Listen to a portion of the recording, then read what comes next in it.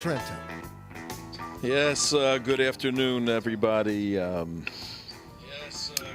We don't. Who does that? Who keeps doing that? That's me. That was my fault. Good afternoon once again to TrentoVision.tv, ladies and gentlemen, and WNN 1470 here in beautiful Boca Raton. 73 degrees. It's starting to cool off. I do not see the giant pumpkin anymore. Giant pumpkin. What happened? Gone back into hibernation until next year. To our guest, whom I'll introduce in a bit. Yesterday, Mark was a giant pumpkin. Oh, my goodness. He had an orange shirt with a big pumpkin thing, a scary-looking pumpkin, and he doesn't like to be on camera. He's a disembodied voice, and our cameraman swung the camera around, and our engineer was playing the Monster Mash, and our technical director was grooving to the Monster Mash yesterday. Awesome. We hope everybody had a very safe and sugar-free trick-or-treat. The homes are filled with candy all over the place right now. And as I said yesterday, no tricks on Trento Vision. We just bring you treats. And if you're watching the news, one of the treats today was President Obama announcing that if he gets reelected, this guy cracks me up, you know. What a knucklehead. Yeah, you know, he's always got something up his sleeve. If he gets reelected, he's going to appoint a Secretary of Business. That's the problem. That's how you get the economy going. I'm gonna appoint a Secretary of Business. And Mitt Romney responded very quickly. If I get elected president, I'll be the Secretary of Business, okay? I know how to run businesses. We don't need a Secretary of Business. We need a president that knows how to run businesses. But as you folks know, we leave the economic issues and immigration and all of that right now to others. We focus on the critical issues of national security. That's our work, that's our experience, that's our background. And we've been doing this since we started the show. And we started on September 3rd, Labor Day, Monday. Who would have thunk a week later national security vis-a-vis the atrocity, the debacle in that little northeastern town of Libya, Benghazi, son of Ghazis, son of warriors. Whoever would have thought Benghazi could be one of the key issues to bring this presidency crashing. And that seems to be the situation, ladies and gentlemen. And as you know, this past week has been a critical week for us on national security issues, foreign policy issues. We started on Monday, and we led off the show on Monday. It's Thursday right now. I'm keeping the days straight. We started on Monday with Charles Jacobs and his documentary, Losing Our Sons. We had both fathers, Darius Long and Melvin Bledsoe. If you remember, Melvin's son, Carlos, became a jihadi, left college in Tennessee, went to Yemen, trained with Al-Qaeda, and came back on a mission to kill Jews, Christians, and military people. Those are the three target groups for the Islamic Jihad right now worldwide, plus all non-Muslims in many respects. And Melvin Bledsoe's son, Hakeem Mohammed, went and found a young guy, 22, 23-year-old Andy Long, in uniform, in the U.S. Army, a soldier in the Army at a recruiting station, and the jihadi shot the young soldier, killed him in an act of simply continuing the battle, continuing the war.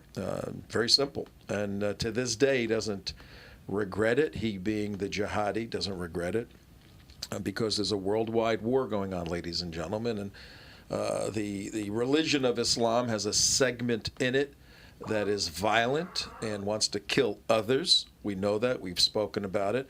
We've made the qualification and declaration that not every Muslim wants to kill non-Muslims. Not every Muslim is a jihadi. But those who aren't of that mindset are basically irrelevant in the world, in the United States. because they have not taken a stand, they do not take a stand in any sufficient capacity to stop the jihadis worldwide, or in the United States, the civilization jihad that's taking place.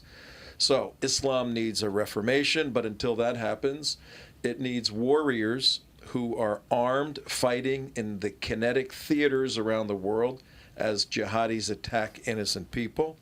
And on a cultural end is where we fight the battle in the United States, not with physical weapons, with microphones, with cameras. We expose the Muslim Brotherhood in the United States as a seditious organization. Look, the bottom line is, any way you want to cut this, the Muslim Brotherhood is a terrorist organization. Get that through your heads. Well, how could you say that? They're not on the designated terrorist list by the State Department. Okay, they're not there yet. That doesn't change. And they're not going to be designated by this administration. That's for sure. This administration is collaborating with the Muslim Brotherhood. But simple way of evaluating this. The Muslim Brotherhood participated in World War II in a direct fashion, factually, historically, with Adolf Hitler, and formed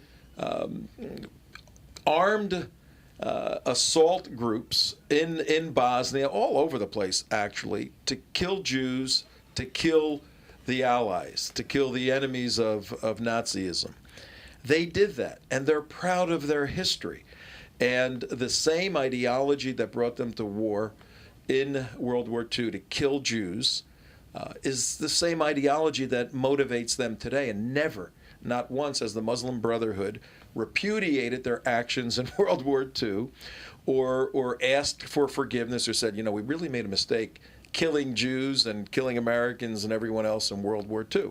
They're a terrorist organization that's put on an Armani suit in the United States of America, and they get a pass, more than a pass.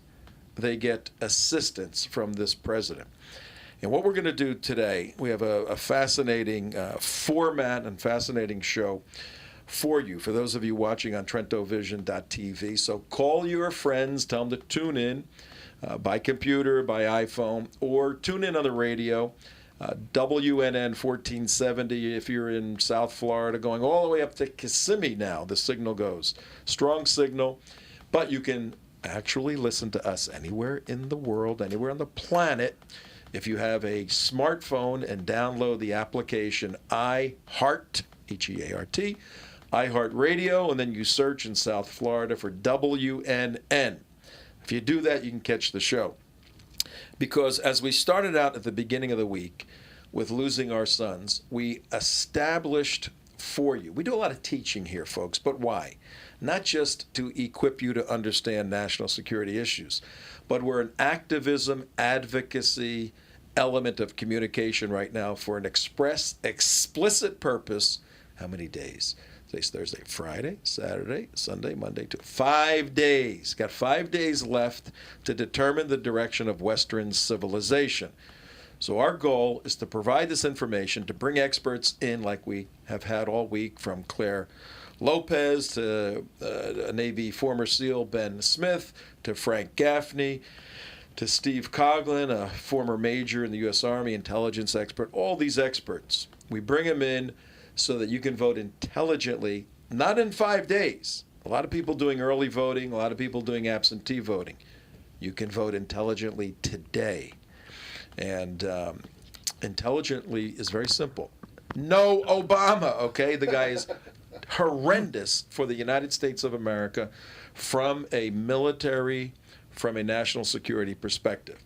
And our sister group, the United West, does major briefings on who President Obama is as an individual, how he grew up, his educational background, his array of friends, the church he was in, the belief systems of the church, the books he reads. The only thing we don't know about him is anything he wrote while he was in college, because he doesn't want anybody seeing that. He suppressed it and spent millions of dollars not to have what he produced as a phenomenal law student, the head of the Harvard Law Review. But you can't read anything that he's written. Only the 2 books that he put out. Well, that's enough. So in any event, you got to vote against this guy if you want to save the Republic, save Israel, save Western civilization. Really, Look what look how much damage one individual has done in 4 years. We are now considered by the enemy a second-rate military. Not because we don't have the technical capability, but because the heart of the warrior has been cut out in a very real sense. And where the heart hasn't been cut out, by the policies of this administration, the technical skills of our top-tier warriors and our guys, the grunt guys on the ground, have been suppressed, contained, restricted, so that the fight is not fair anymore. And today's show is going to dive very, very deeply into a unique group of people, one of the top-tier groups in the United States, if not the top tier in the United States, if not in the whole world. We're going to talk a bit about U.S. Navy SEALs, a couple thousand of them in operation right now, but there's a select 200 or 300 that have excelled as a top operator and moved into a group called what we know it as SEAL Team 6. Today we're going to deal with the tragedy that occurred August 6th, 2011, when the helicopter that 38 people were flying in was shot down by the Taliban. And in there were 17, I believe it was, 17 SEAL Team 6 members, the largest loss of life in special naval warfare ever in the history of the Navy. And we have a unique guest that I'll introduce in a moment, actually a mother of one of the individuals that was killed in action on August 6th, 2011. But before we get there, let me take everybody to the bird's eye view, and then we're going to get down to the sad tragedy that occurred, and we're going to make some application in terms of the failures of this administration and the necessity to straighten out the military problems that exist right now, because guess what? We are losing. The wars we're fighting, Iraq and Afghanistan, we are losing them. We're losing them from the enemy's point of view. That's all that matters.